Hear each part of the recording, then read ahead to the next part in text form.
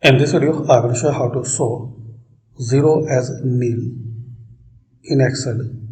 So guys, if you want to hide 0 values, so firstly you need 0.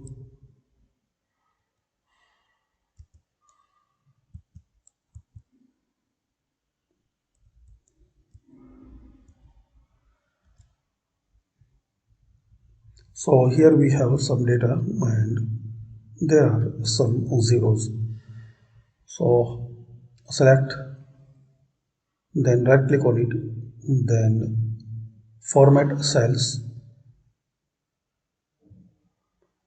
Now here you need to select number, then custom, and here 0 dot.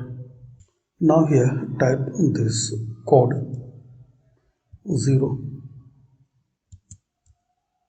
then semicolon, then minus 0,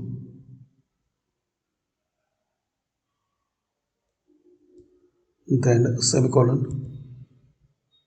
Now double quote, then write nil, double quote,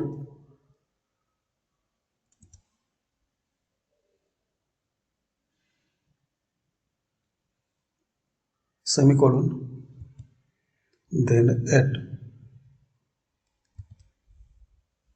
You can write this using the shift number 2 key on your keyboard, then click on OK. So we can see in our data where is the 0, it will change into nil. So this way you can hide 0. And if you write anywhere in minus 0, and once you click anywhere, so it will convert into nil. And if you write anything else,